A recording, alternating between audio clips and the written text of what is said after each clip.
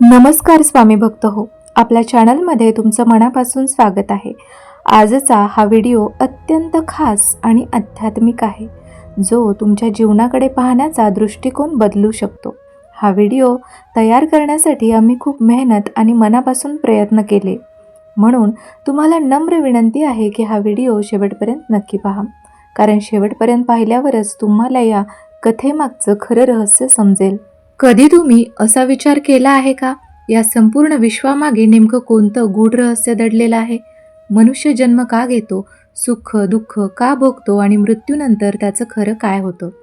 शिवपुराणात असा एक प्रसंग सांगितला आहे जिथे देवर्षी नारद स्वतः भगवान महादेवांना हा प्रश्न विचारतात आणि महादेव त्यांना एक असं गूढ रहस्य सांगतात जे ऐकल्यानंतर नारद काही काळ पूर्ण शांत होतात.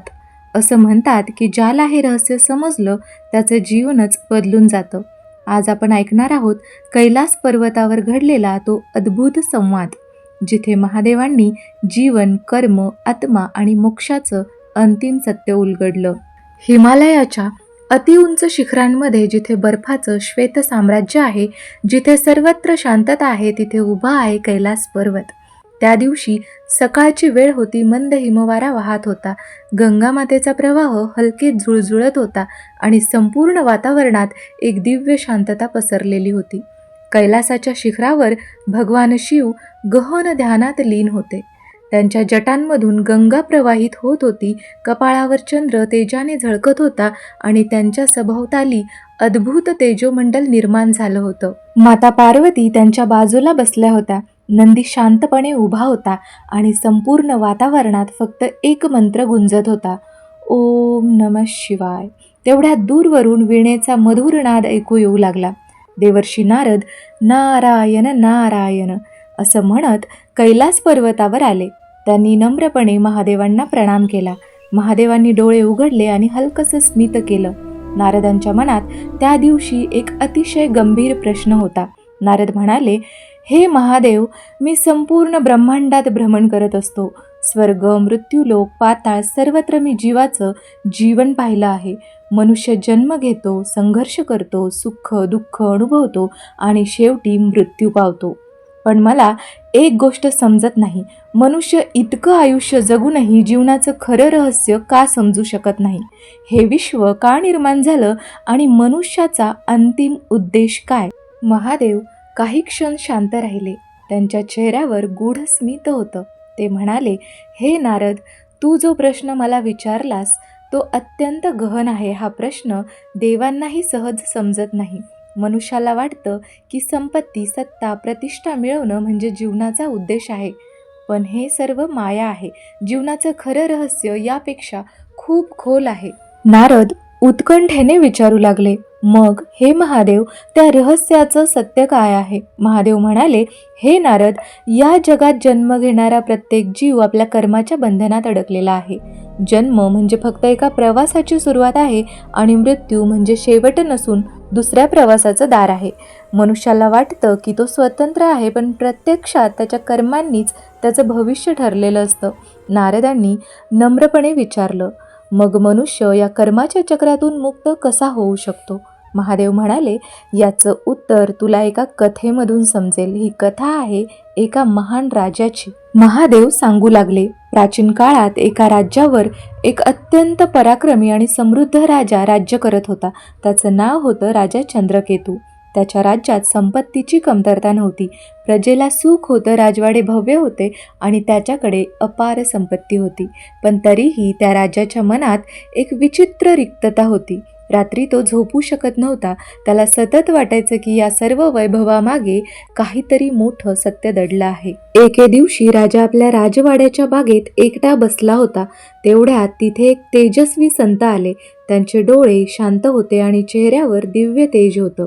राजाने त्यांना नम्रपणे प्रणाम केला. संत म्हणाले, राजन, तुझ्याकडे सर्व काही आहे, तरीही तुझ्या चेहऱ्यावर समाधान दिसत नाही. राजा म्हणाला, गुरुदेव, हे खरं आहे, माझ्याकडे संपत्ती आहे, सत्ता आहे, पण मनात शांतता नाही. मला जाणून घ्यायचं आहे की जीवनाचं खरं सत्य काय आहे. संत मंद स्मित करत म्हणाले, राजन, तू ज्याला आपलं म्हणतोस ते सर्व तात्पुरतं आहे.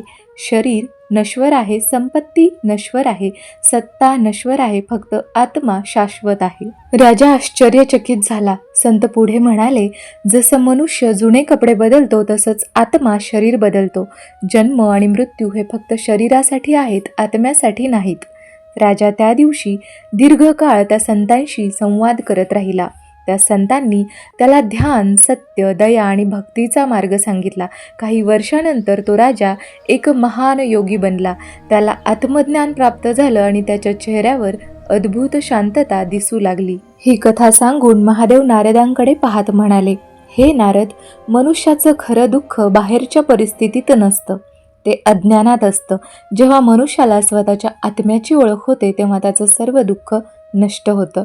नारद नम्रपणे म्हणाले, हे महादेव, मग मोक्ष मिळवण्याचा सर्वात सोपा मार्ग कोणता आहे? महादेव म्हणाले, भक्ती, सत्य आणि आत्मज्ञान. जो मनुष्य अहंकार सोडून परमेश्वरावर श्रद्धा ठेवतो, सत्याचा मार्ग स्वीकारतो आणि सर्व जीवांवर दया करतो, त्याला मोक्ष मिळतो. महादेव पुढे म्हणाले, लक्षात ठेव नारद, या जगात कोणीही कायमचं नाही. जो आज राजा आहे तो उद्या सामान्य माणूस होऊ शकतो आणि जो आज गरीब आहे तो उद्या महान होऊ शकतो. म्हणून अहंकार करू नकोस, कारण काळ सर्वांना समान न्याय देतो. नारदांच्या डोळ्यात त्या क्षणी आदर आणि आश्चर्य भरून आलं. त्यांनी महादेवांना नम्रपणे प्रणाम केला आणि म्हणाले, हे महादेव, आज तुम्ही मला जीवनाचं सर्वात मोठं रहस्य सांगितलं आहे. महादेव शांतपणे म्हणाले, हे ज्ञान फक्त ऐकण्यासाठी नाही तर जीवनात उतरवण्यासाठी आहे. कैलास पर्वतावर महादेवाच्या समोर बसलेले नारद आता अधिकच गंभीर झाले होते. त्यांच्या मनात एकामागून एक प्रश्न निर्माण होत होते. त्यांनी पुन्हा नम्रपणे महादेवांना विचारलं, हे महादेव, तुम्ही जीवनाचं गूढ सांगितलं, कर्माचं रहस्य सांगितलं, पण मला अजून जाणून घ्यायचं आहे, या संपूर्ण सृष्टीत सर्वात मोठं रहस्य नेमकं काय आहे? महादेव शांतपणे म्हणाले, हे नारद, या संपूर्ण सृष्टीत सर्वात मोठं रहस्य आहे स्वतःची ओळख. मनुष्य आयुष्यभर बाहेरच्या गोष्टी शोधत राहतो, पण स्वतःला ओळखत नाही. जो स्वतःला ओळखतो तोच खऱ्या अर्थाने परमेश्वरालाही ओळखतो. नारद पुन्हा विचारतात, हे प्रभू, मग मोक्ष म्हणजे नेमकं काय? महादेव म्हणाले, मोक्ष म्हणजे फक्त मृत्यूनंतर मिळणारी गोष्ट नाही. मोक्ष म्हणजे मनाच्या सर्व बंधनातून मुक्त होणं. जेव्हा मनुष्याच्या मनात ना लोभ राहतो, ना द्वेष राहतो, ना अहंकार राहतो, तेव्हा तो मनुष्य जिवंत असतानाच मुक्त होतो. त्यालाच जीवनमुक्त म्हणतात. नारदांच्या डोळ्यात कुतूहल वाढत होतं. ते म्हणाले, पण महादेव, मनुष्याला सर्वात जास्त दुःख कशामुळे होतं? महादेव हलकेसे हसले आणि म्हणाले, हे नारद, मनुष्याला दुःख बाहेरच्या जगामुळे होत नाही, तर त्याच्या अपेक्षांमुळे होतं. जितक्या जास्त अपेक्षा तितकं जास्त दुःख. जो अपेक्षा सोडतो तोच खऱ्या अर्थाने आनंदी होतो. मग नारद पुन्हा विचारतात, मग खरा आनंद कुठे आहे? महादेव म्हणाले, खरा आनंद बाहेर नाही, तो आत आहे. मनुष्य सतत बाहेर आनंद शोधतो, वस्तूंमध्ये, लोकांमध्ये, परिस्थितीत, पण जेव्हा तो स्वतःच्या आत डोकावतो तेव्हा त्याला कळतं की आनंद तर त्याच्या आत्म्यातच आहे. नारद काही क्षण विचारात पडले. त्यांनी पुन्हा प्रश्न केला, हे महादेव, अहंकार इतका धोकादायक का आहे? महादेव गंभीर होत म्हणाले, अहंकार म्हणजे अज्ञानाचा सर्वात मोठा पडदा. जेव्हा मनुष्याला वाटतं मीच सर्व काही आहे तेव्हा तो सत्यापासून दूर जातो, पण जेव्हा तो म्हणतो मी काहीच नाही, सर्व काही परमेश्वर आहे, तेव्हा त्याला सत्याचा अनुभव होतो. नारद म्हणाले, हे प्रभू, भक्ती आणि ज्ञान यामध्ये काय फरक आहे?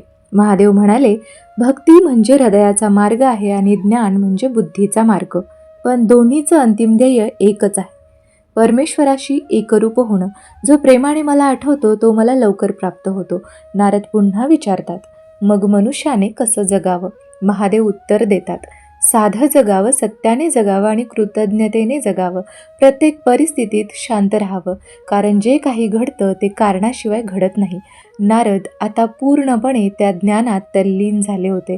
त्यांनी शेवटचा प्रश्न विचारला, हे महादेव, मनुष्याला परम सत्य कसं अनुभवता येईल? महादेव हळू आवाजात म्हणाले, जेव्हा मन पूर्ण शांत होतं, विचार थांबतात आणि आत्मा जागृत होतो, तेव्हा मनुष्याला परम सत्याचा अनुभव होतो. तो अनुभव शब्दात सांगता येत नाही, तो फक्त जाणवतो.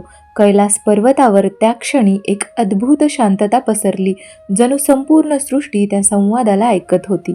महादेव पुढे म्हणाले, हे नारद, लक्षात ठेव, जीवन एक प्रवास आहे, अंतिम थांबा नाही. जो या प्रवासाला समजून घेतो तोच मुक्त होतो. नारदांच्या डोळ्यात त्या क्षणी समाधान आणि शांती होती. त्यांनी महादेवांना वंदन केलं. त्यांच्या वीणेचा नाद पुन्हा एकदा वातावरणात गुंजू लागला आणि त्या दिवशी कैलास पर्वतावरून निघताना नारद फक्त एक गोष्ट घेऊन गेले, ज्ञान नव्हे तर जाणीव. ही कथा तुम्हाला कशी वाटली ते कमेंटमध्ये नक्की सांगा. जर व्हिडिओ आवडला असेल तर लाईक करायला विसरू नका. अशाच आध्यात्मिक आणि ज्ञानवर्धक व्हिडिओसाठी चॅनलला सबस्क्राईब करा. हर हर महादेव.